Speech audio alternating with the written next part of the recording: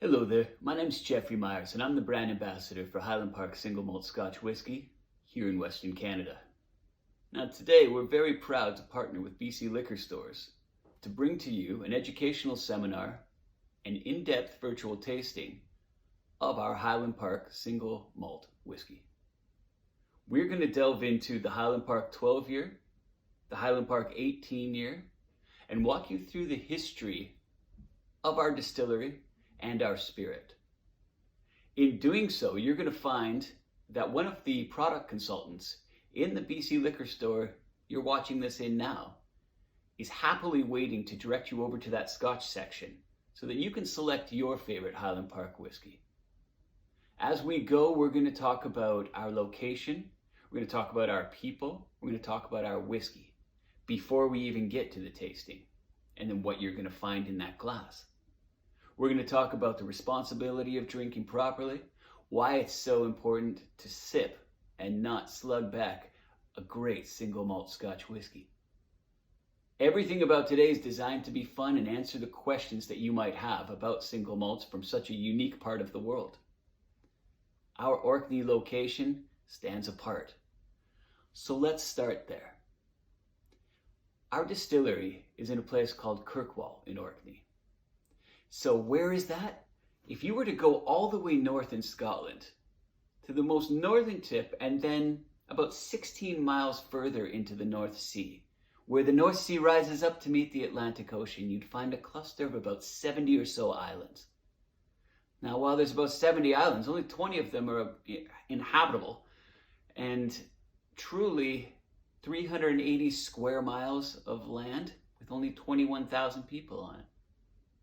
This is a very unique location in that we have an odd climate, we have an incredible Norse history and connection to our Viking roots, and we have access to some of the greatest natural resources for creating whiskey.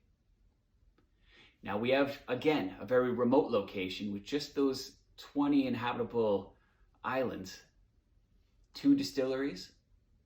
There are 120 active distilleries in Scotland today, over 6 whiskey making regions. We're in the island region, and one of 2, as I say, creating whiskey up there. Very unique, very time consuming. This is a labor of love, and it's very evident when you try this whiskey. We're going to talk about the 3 principles, as I said: location, people, and whiskey. So our people. Our Viking ancestry is evident in every which direction you look once arriving in Orkney. Key buildings and sites, such as the St. Magnus Cathedral in Kirkwall, scratchings and drawings on walls all surrounding the area that date all the way back to an incredible Viking era. Over 220 years since Magnus Unsinn first founded our distillery. And what a history we've come with. 1 in 3 Orcadians today are of Viking descent. And again, Magnus Unsinn, our founder, was a direct descendant of the Vikings that settled on this land, that farmed this land, that were traders and craftsmen upon taking over. Wasn't parted with lightly either.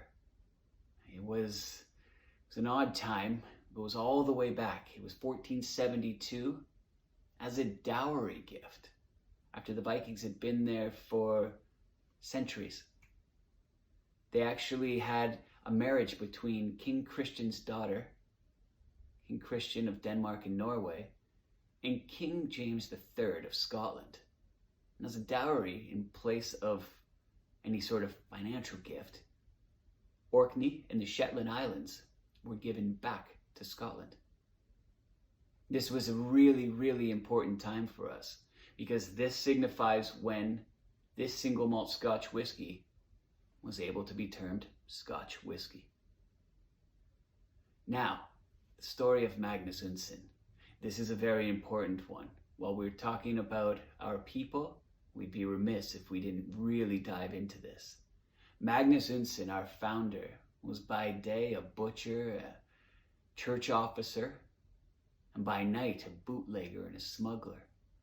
He built an illegal whiskey still up on a little place called High Park, and he built it up there so not only could he look down over the hills and see if the tax collectors were coming, and perhaps he'd have to hide casks, not beyond him to put them under the pulpit in the church, but so he could also see potential customers coming in by boat. Magnus was a wonder, and the whiskey that he created back then, while a far cry from what we do today, was crafted in a very similar way using similar ingredients. Now, what we're also going to talk about when we talk about our Viking descendants and our creation in Orkney are our 5 keystones for production. Now, at Highland Park, what we like to focus in on is truly our aromatic peat. We're going to talk about our malt turned by hand. We're going to talk about sherry seasoned oak casks. We are going to talk about cool maturation, giving exactly where we are. It's a big point.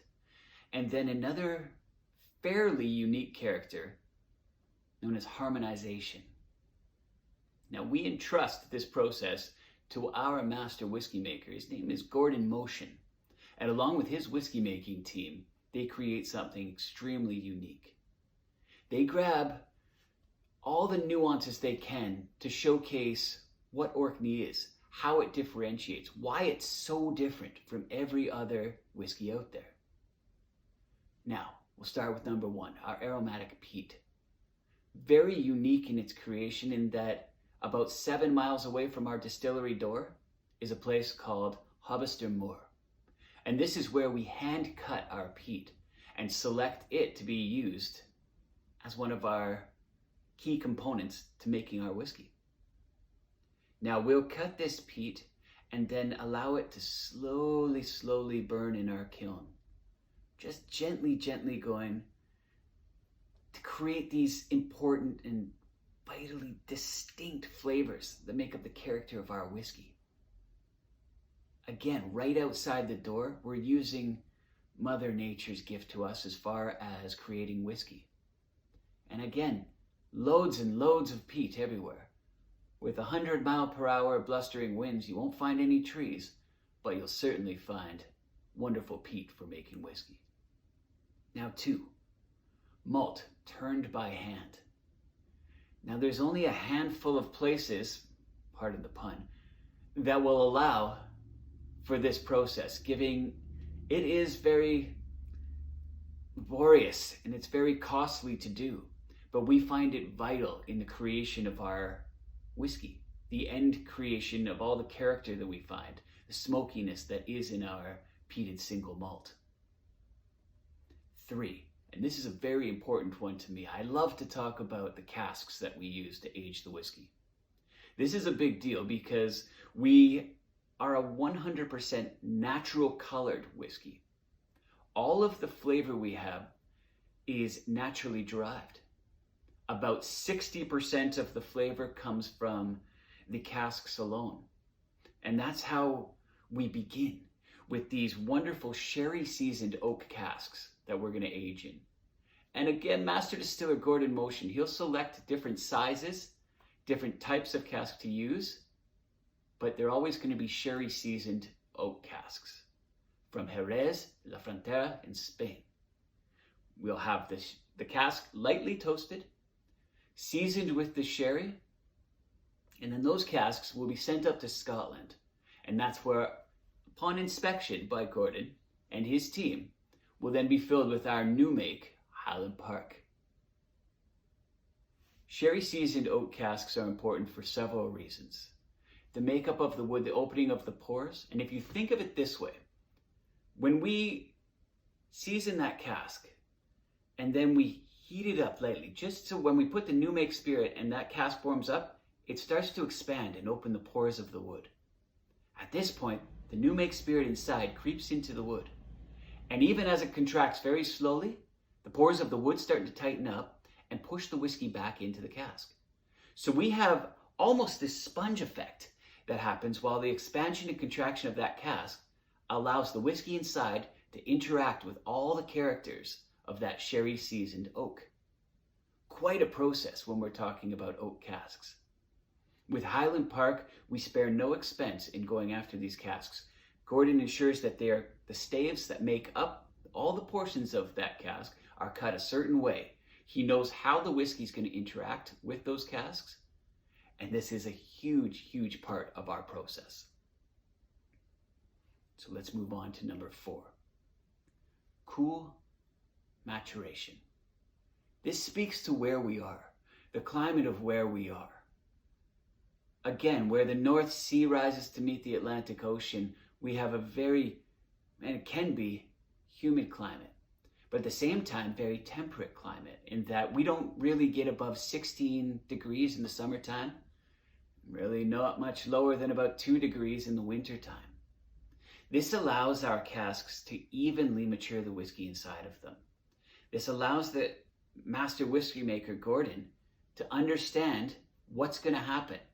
How after 12 and 18 years that whiskey is going to be exactly precise, right? What nuances are in there that he's going to be able to pull out of the wood in that amount of time. This gentle maturation allows for no extremes that are going to adversely affect the casks and therefore our whiskey. A unique climate, but hard to handle. Make no mistake about it. When we look at different climate areas, let's say for instance in the Caribbean, you see a lot of rum being made down there. And it's because of the climate that the expansion of that cask and contraction happens a lot quicker. They can make the spirit a lot faster. Far up north, with blustery conditions and cool climate, we have a far slower process in expanding and contracting those casks. So it's an art to truly find how those nuances are going to be pulled out of the wood. So the cool maturation really speaks to all the time and preparation we put in with those previously mentioned sherry seasoned oak casks. Now, harmonizing. And this is something that's very unique. Certain distilleries will deem it an extravagance and say that it's not necessary. We find it vitally important for the creation of our spirit. We find it vitally important in that, for every batch of Highland Park released, depending on the age and depending on the expression, we can select up to 150 casks and leave them for about a month to really, really harmonize and get to know one another before we select them. And it's unique in that this is for our 10-year, 12-year, 18, and our innovative expressions. As we climb the ladder and we get towards those 20s, 30s, and 40-year-old spirits, and obviously 50s, then yes, absolutely everything changes as far as selection goes. But harmonizing is something we truly believe in. We believe that those whiskeys are going to meld together. And if you can picture it, if you can picture the liquid actually flowing and moving around and all of this flowing together, and then as it harmonizes, everything just sort of settles down and everything calms down and the whiskey settles into the cask and sits and finalizes before we create our spirit. The harmonizing is a vital component, not an extravagance, and something that we absolutely believe in at Highland Park. So those components, again, aromatic peat, looking at hand-turned malted barley up on top of that kiln, looking at our cool maturation, looking at our sherry seasoned oak casks, and our harmonizing of flavors, of spirits, of ages, of expressions to create the Highland Park whiskey. These are things of vital importance to us. Our Viking heritage speaks volumes about the people who create the whiskey. Our location, unparalleled. To be perfectly honest, unparalleled. Our whiskey is made as a labor of love, as I say, by Gordon Motion and his team. Be sure to use those product consultants in the BC Liquor Store team to take you over to that Scotch section and ensure that you've found your favorite whiskey. Now, before we do that, and if you wanted to little tidbit on exactly what you're going to go look for when you get over to that section. We're going to go through a tasting here of the Highland Park 12 year and the 18. We're going to walk through a nosing, what it's like on your palate, and how it finishes. Now, in sipping on whiskey, a lot of people will talk about the glassware and how important it is. Not wrong. I prefer to have one of these larger rocks glasses because I like to get my nose over top of it. I like to be able to back away from the glass and perhaps breathe through my mouth, getting a lot of the same components that are inside, pull out the complexities of the whiskey. Some people will use what's known as an ISO glass. Other people will use a Glencairn glass. And all of these are built to deliver the whiskey from the glass to your tongue in a certain way. Some are used more for education, some are used more for enjoyment. I like using the large rocks glass for both. Now, while we do have a glass here to always being responsible, we'll spit the whiskey. But if you were going into a tasting and you weren't in a position to do that, you can feel free to let the whiskey simply touch your lips, and you'll be able to get a lot of the same characters as having a sip. Again, with your nose over top of the glass, you can get in and you can let those alcohol vapors and all that complexity of flavors come to you at your pace. So what we're going to do in getting after this Highland Park 12 year, first of all, is we're going to have a look at the whiskey. It's the clarity of it. If you do have access to a window, sunshine's always going to be your best showcasing of a spirit. If you don't and you happen to be in a tasting room or a classroom, a piece of white paper allows you to see all the nuances that are inside that glass. So our Highland Park with this beautiful gold. Now as we bring it to our nose and we delve into this, those heather honey sweet notes start to come out. That peaty smokiness is there. Now gently move the whiskey around in the glass. Not like a wine sampling. If you take the whiskey and you move it around the glass really fast and then put your nose in there, you're gonna singe all your senses and not be able to smell anything for the next 20 minutes, and that's not what we were planning on today. So what we're gonna do is gently move the whiskey around the glass while we have a look at it, let our nose linger over top of it, find those heather honey notes, find that smokiness that Highland Park is so renowned for. And then we're going to get into our tasting. So we're going to let it, again, gently touch your lips if you want to. And if you do want to have a sip, be sure to have a little glass to spit the whiskey out again.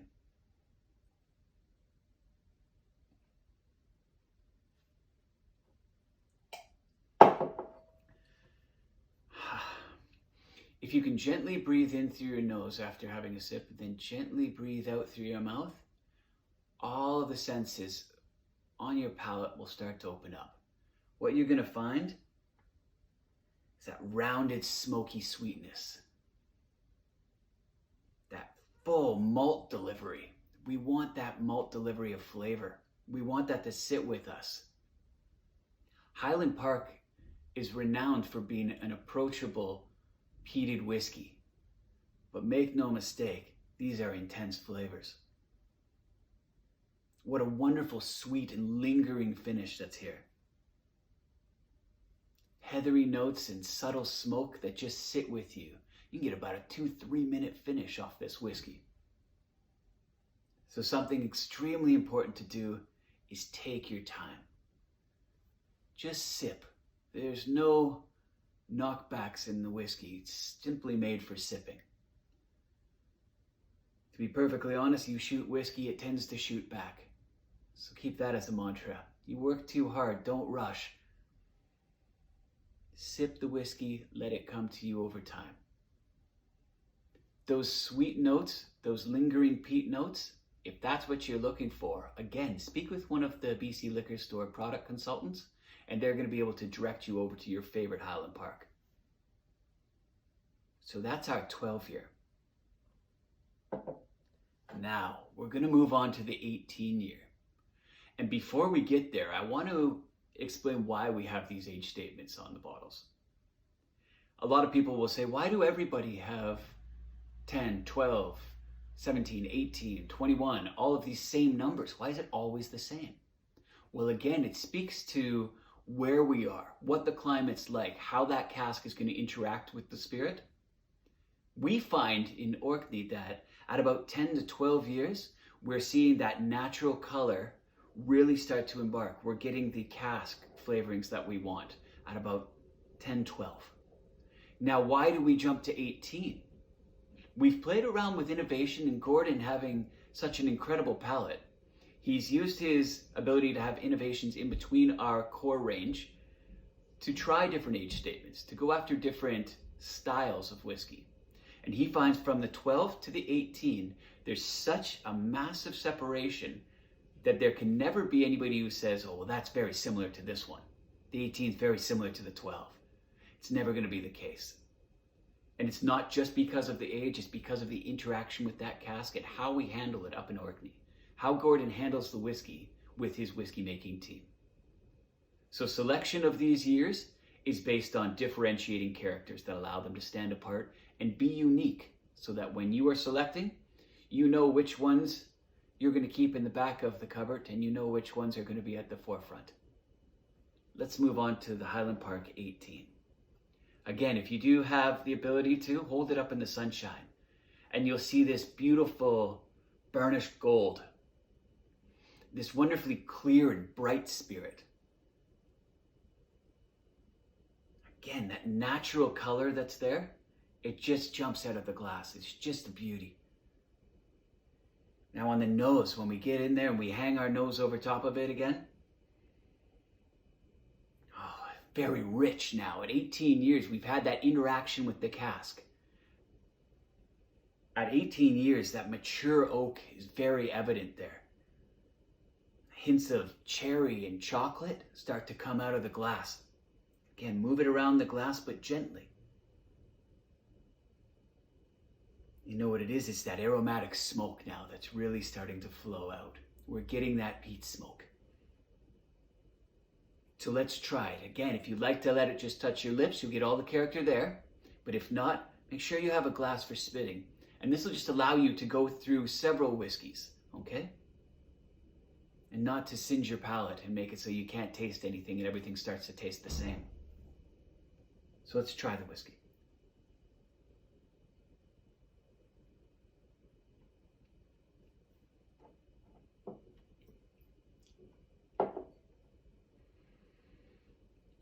And again, if you can breathe in through your nose just gently and gently out through your mouth, you'll start to salivate and all those flavors start to come back. And when you swallow again, things will change up even more. That's what we're looking for in a whiskey, is something that's ever changing. You know what you're going to get as far as delivery is concerned, but everyone's palate's different. So you're going to find unique things that you love in there and unique pairings for food that you want to put with it. This is an incredible experience to go through. That finish, oh. It's soft, it's a round finish, it's long, with just whiffs of peat smokiness. What a wonderful, wonderful whiskey, the Highland Park 18. In going through these tastings and in going through these educational seminars, it's to educate your palate, to educate you geographically about where these are coming from, to tell a story of your favorite whiskey, to get all the nuances that are going to allow it to be your single malt Scotch whiskey. From us at Highland Park to you in the BC liquor stores, while we will always advocate drink responsibly, we want you to responsibly drink your favorite whiskey. So again, find that product consultant that's moving around the store. They're fast. Find one of them and have them lead you over to the Scotch section of the BC liquor stores to showcase for you where the Highland Park whiskey is. Again, my name is Jeffrey Myers. I'm the brand ambassador for Highland Park Single Malt Scotch Whiskey here in Western Canada. I thank you for your time. And in a true Norse way, I say, Skål. Here's to you.